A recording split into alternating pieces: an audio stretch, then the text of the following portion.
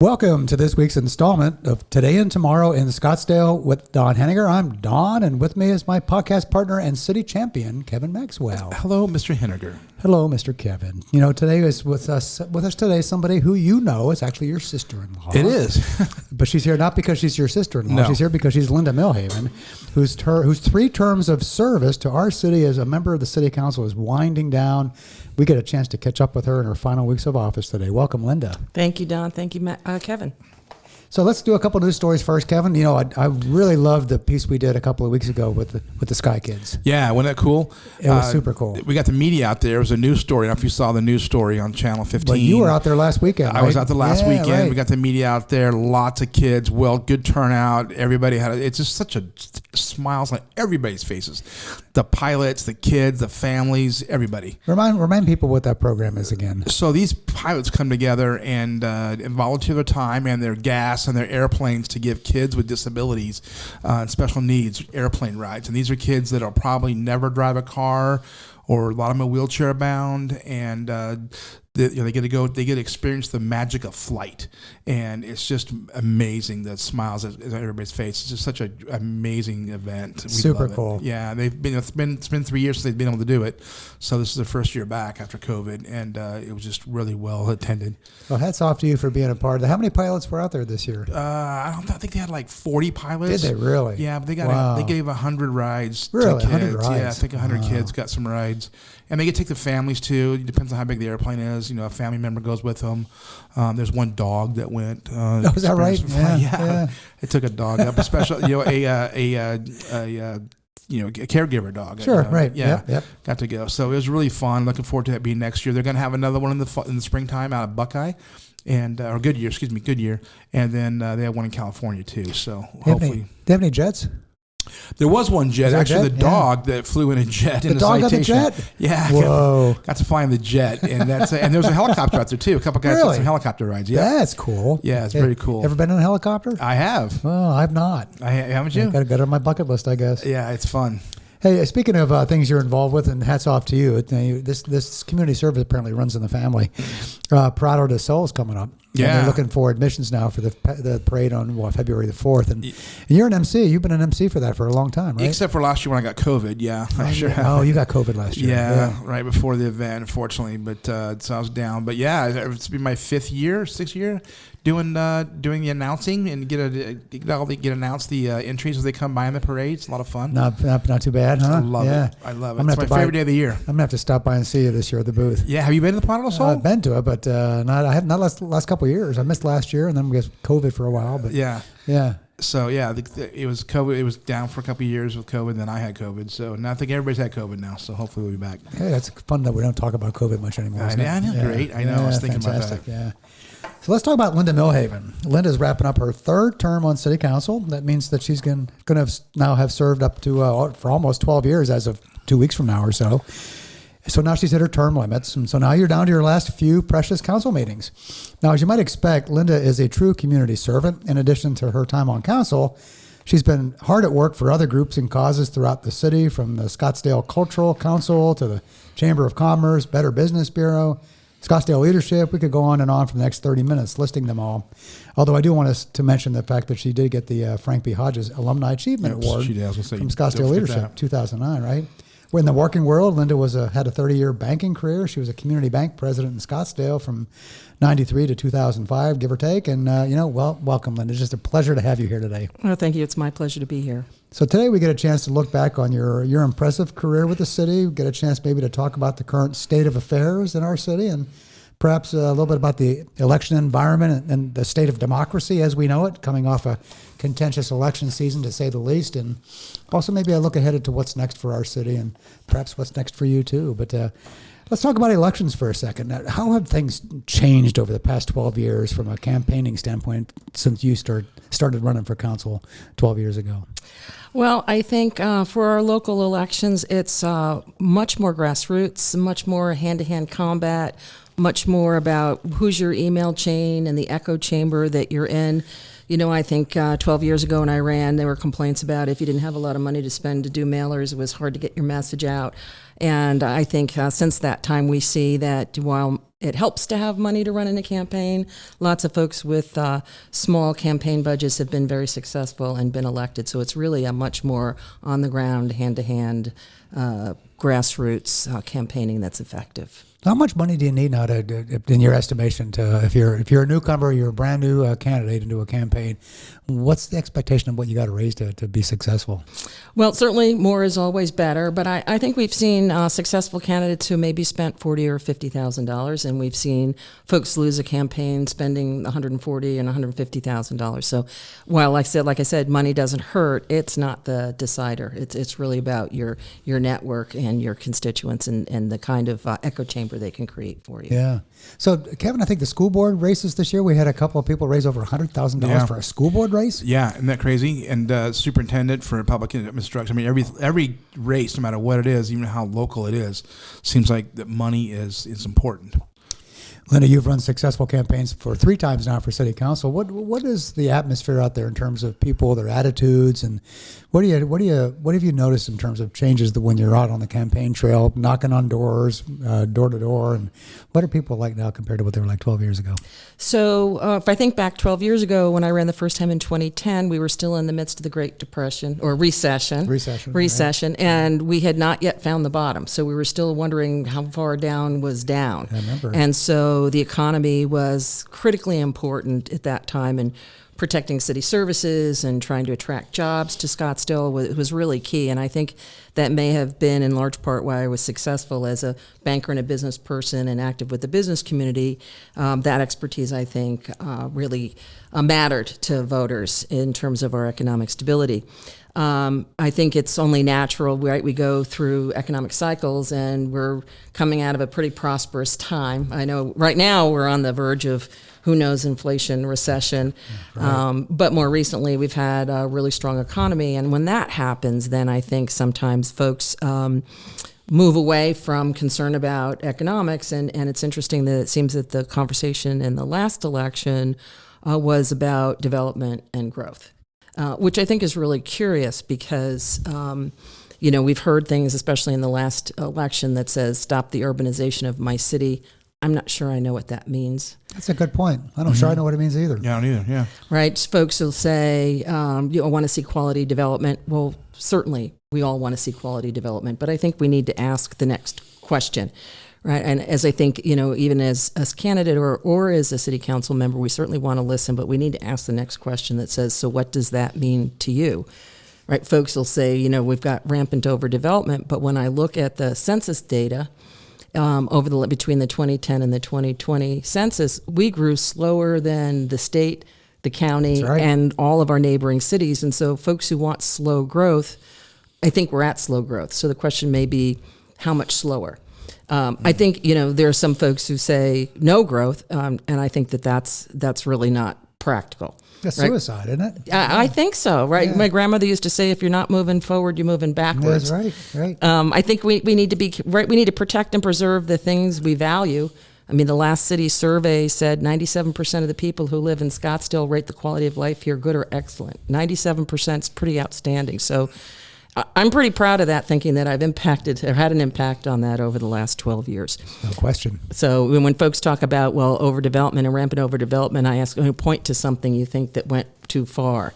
And I don't get a lot of specifics. So I think that whole development conversation has really dominated the last few election cycles. But I think when folks talk about slow growth, overdevelopment, we really have to ask the next question and say, what does that mean to you? Nobody ever, here's what drives me crazy in these campaigns. Everybody tells us what they don't want, right? But nobody tells us what they want, right? Whether it's the growth issue, which is totally relevant, or anything else for that matter. Tell them what's the vision for what you want. Instead of always, and this is probably true in Scottsdale and elsewhere too, don't tell me what you want to stop. Tell me what you want to start. Mm-hmm. And we don't get that conversation. Mm-hmm. Not at all. Linda, talk about, so 2010 was your first year. Right. Elected in 2010. You talked a little bit about your business experience. You think that was important for you getting elected your first time. What motivated you to run the very first time? Where were you at there, and what did you see in the community that made you want to put your hat in the ring? Absolutely. So, as you mentioned, I was community bank president. So, I managed the retail locations that served the residents of Scottsdale. And that also included the business lending group that served businesses in Scottsdale. And my office was, in fact, right here in downtown Scottsdale. And so a lot of those businesses were my customers. And at that time, the western part of Scottsdale Road was slum and blight, where Fifth Avenue is now. And it was pretty clear to me that we needed more people to live and work downtown, that, sales tax revenues were declining. We had empty storefronts. And I thought, we need to be able to have the courage to make some zoning decisions that brought more people to live and work downtown to keep our downtown prosperous. And so, naturally, as in my last year, I wonder, well, what did I accomplish? Did I accomplish what I wanted? And I'm really pretty proud now when I come to downtown Scottsdale on a weekend and I see people pushing baby strollers and walking dogs and eating along on the patios, on the sidewalks, to say, I'm pretty proud of the fact that we've protected and preserved what's important about downtown and special, but we've also added around the edges places where people live to make this a really much more vibrant downtown. I think there's more to do, and I wish more had been built that we've approved, but I'm pretty proud of the fact that what I wanted to do was create a more vibrant downtown, and I think that we're on that path. No question we're on that path. Yeah. You see that all the time. So give us a little bit of advice for what you would tell your peers on council after you leave. All that you've learned over the past 12 years, and now you're going to leave the dais, and there's a few people up there, some you're aligned with, some perhaps not, but what would your advice be for council at this point? I think we need to recognize that at the core of it, we all want the same thing, right? The quality of life here is so important, and we want a strong economy, and we want great jobs, and we want low taxes. I think the difference of opinion comes in how we want to accomplish that. And so I think we need to I encourage everybody, start from a point of agreement. It's funny, I hear in the election they talk about, residents first and listen to the people. Well, the people speak loudest when they vote. Mm-hmm. And all of us are listening to residents. I heard recently at a commission meeting, they were reviewing some feedback on a decision they had to make, and a commissioner asked someone, if 6 people tell us they want it, 4 people tell us we don't, what do you think we should do? And I think that's draws a pretty clear picture to say we're rarely ever going to do anything where we have unanimity as a community. But I think if we can start with where we agree and then argue about the how, I think we'll get there better. And to be able to listen to each other, because you and I may have different approaches to the same issue, but there might be a third idea that's even better. And if we're not willing to at least sit down and understand what each other are coming from, we may not come up with that third best solution. And then remember that no matter what, you're only one of 7. And so, I expected things would be difficult and take a long time to accomplish, and it was harder and took longer than I imagined. But remember that, working with your colleagues, respecting open meeting law is important to finding good solutions. The art of listening seemed to be a lost art at this point in terms of actually authentic listening to people.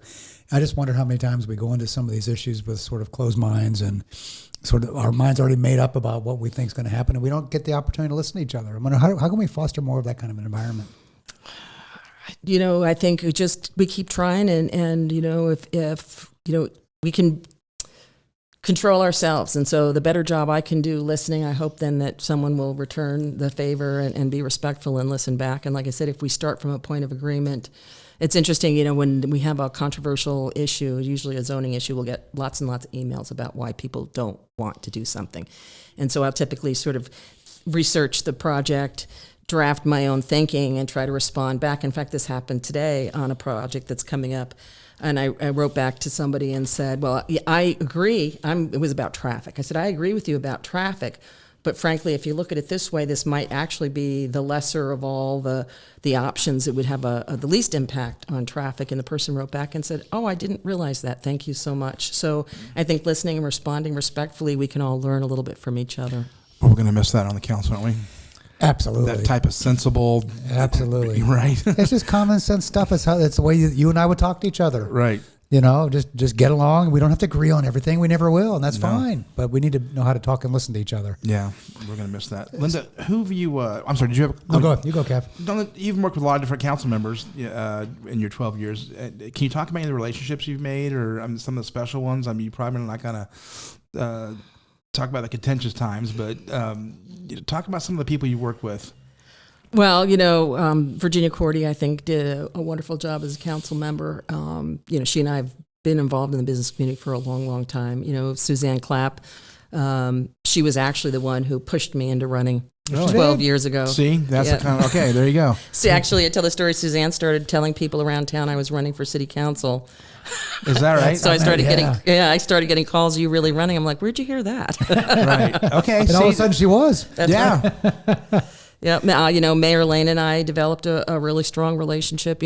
Folks. Was he mayor the entire time, except for the last year? Yes, that's right. Yeah, Okay, that's right. except for the last year, right? Yeah. Yeah. Yeah, he took office in 2009, and I took office in 2011. That's right. Yeah. Oh, that's interesting. Yeah, for sure. Did you serve with Ron McCullough at all? Yes, for 2 years. For 2 years, the very first 2 years. And Ned O'Hearn? No. Ned? Okay, he was off by the time you got on? Mm-hmm. Okay. So let's ask the question this way. So let's do the top three, either city council members or city staffers for that matter, people in the city in an official way that you've admired, staff or council members. Then we're going to have to ask you the same thing. Not three who you didn't, don't worry about that, but three people from the community in terms of leadership standpoint. Three people from the community that you've admired. So we'll put you on the spot for at least 3 plus 3. It's just 6 people. All right. So at the city, I think we are extraordinarily blessed to have our city manager, Jim Thompson. He is...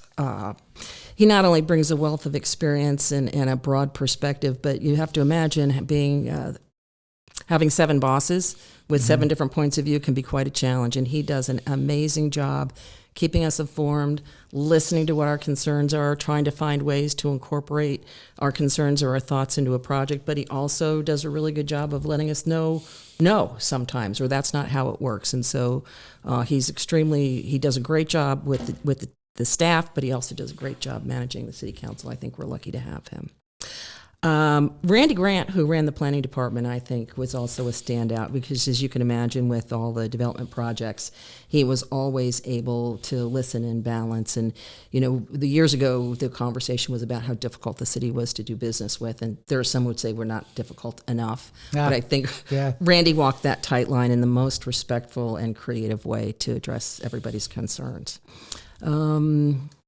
And then I would say Chief Walther, the current chief of police. I think he does an outstanding job. His perspective on community outreach and community involvement and really getting in front of the issues, I think, is quite extraordinary. I think he does a wonderful job. Those are top 3 stellar people for sure. She didn't even think about Jim Thompson. She's like, went boom, right into it. Immediately. Sure you want to think about it for a second or no? No, she had it.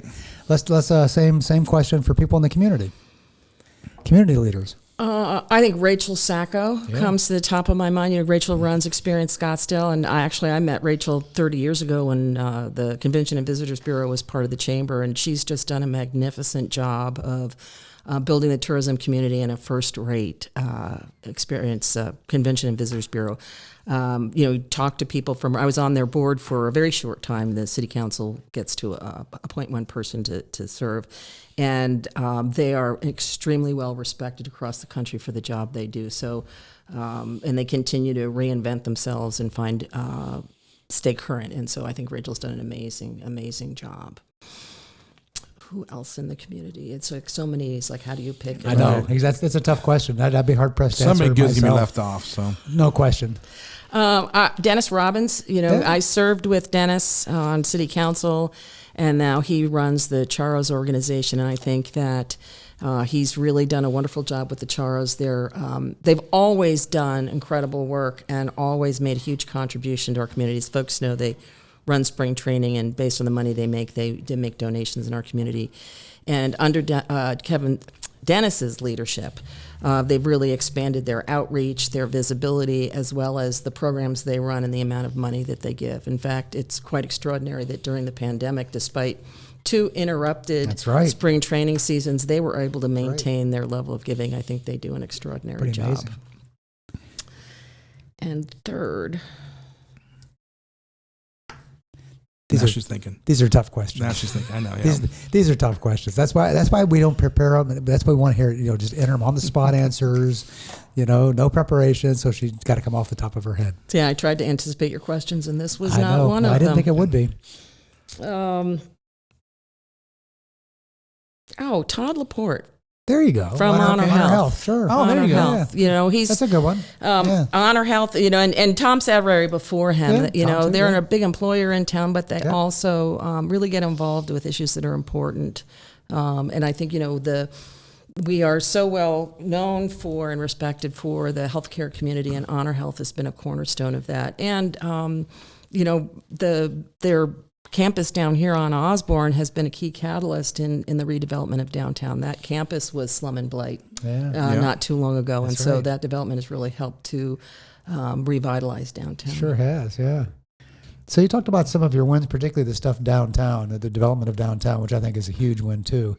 What else would you kind of put in the win column for you over the past 12 years? McDowell Road. You know, in 2010, McDowell Road was empty car dealerships, and what are we going to do there, right? And I know folks, you know, talk about apartments and multifamily housing, but if you think about McDowell Road and where we were, when I ran in 10, people were bemoaning the fact that they had no sit-down restaurants. Right. So 4 years later, they said, well, now we have sit-down restaurants, but we have to wait too long to get a table. That's right. Can't win sometimes or Or right? can't decide which one to go to. There you go. And That's then, a tough choice. And then folks were like, we want a specialty supermarket. And I know, talking to our economic development director several years ago, they'd gone and talked to all the major supermarket chains and said, don't you want to locate on McDowell Road? And they all said no.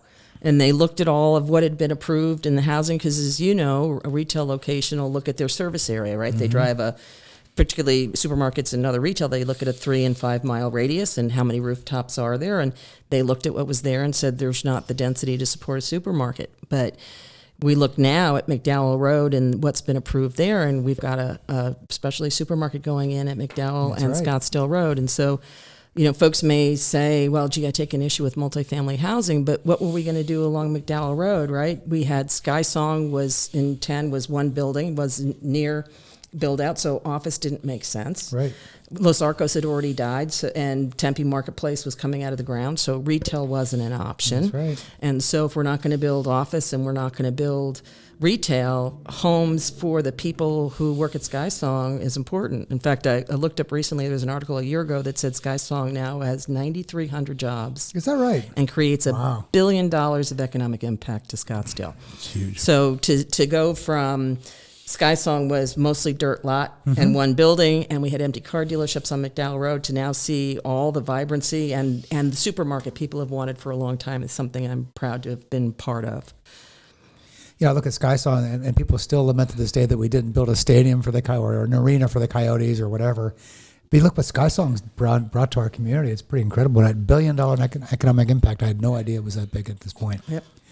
And they see what the Coyotes are doing, fumbling around trying to figure out a place to play. Yeah, I know, right? And they're in Yeah. a small little ASU arena, probably a nice arena. I haven't been to a game yet there, but a small arena, the smallest in the league. And then now they're trying to figure out if they can get voter approval to build on the west side of Tempe, right? I know it. What a mess. Yeah, they've gone full circle in the valley, haven't they? Yeah, so I'll take Sky Song any old day. Yeah, we were the winners in that Yeah, deal. no We kidding. sure were. Yeah. What do you see as some of the challenges ahead? What do you think the city's got to get its hands around in the next year or two, so that when we look back 5 or 6 or 7 years from now, we can say, thank God we did that? You know, again, I come back because of my background, my business background. I really think keeping an eye on the economy is important, right? So we talked already about slow growth, and we are a slow growth community.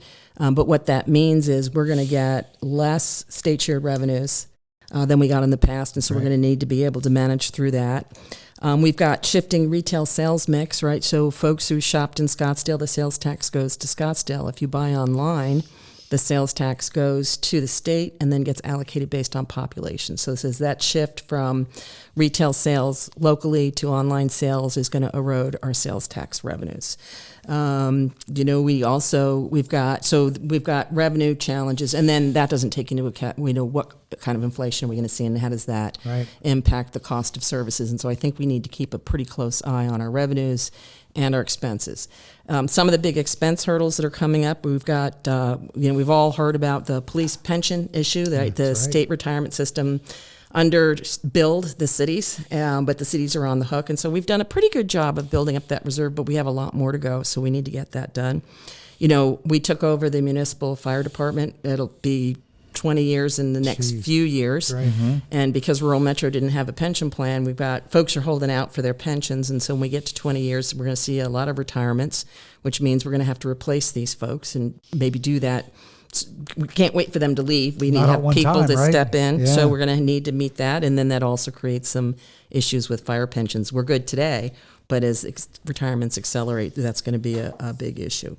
So I do think, and then, if we're going to slow growth, how much slower does our growth get? Because that's also going to impact our revenue. So I think as we look to the future, I think our economic sustainability, I think needs to be an important consideration.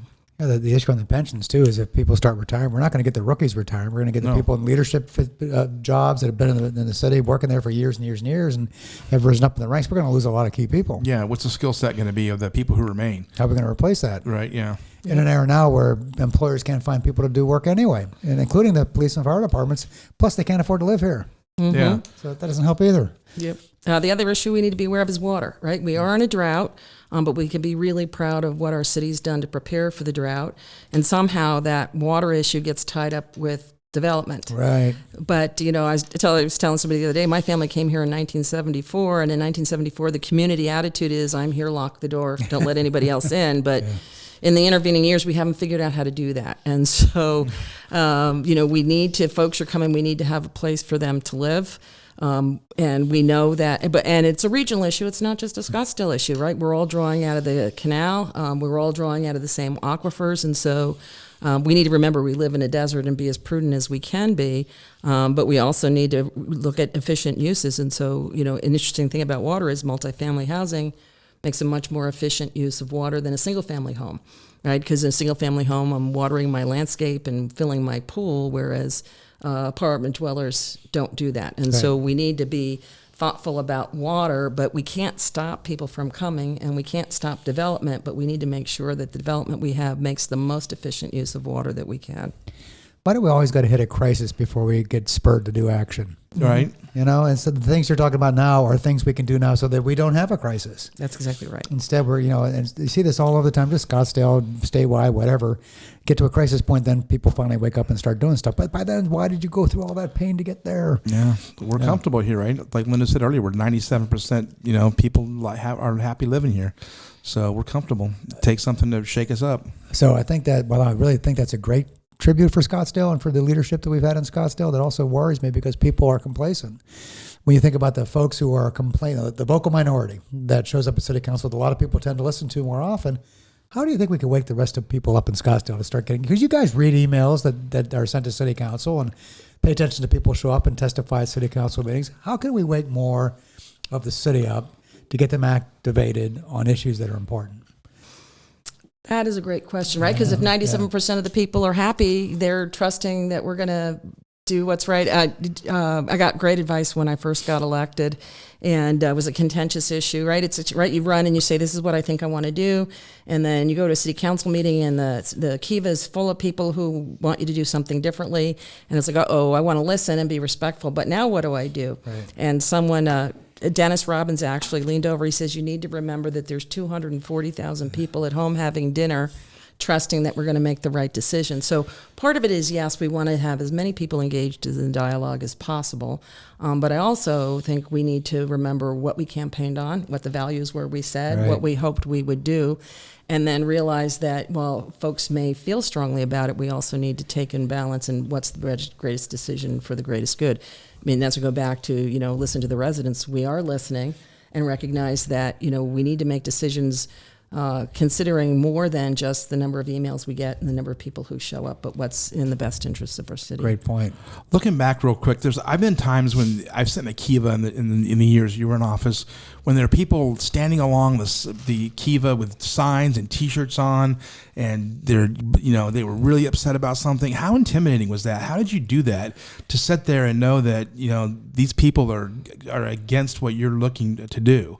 I thank God that I live in a country where people can come down to City Hall and tell us exactly what they think. There you go. There you go. Yeah. Right? That's not something to shy away from. That's something to be proud of. Now, we may not agree. And if you run to be on City Council, you have to know not everyone's going to agree.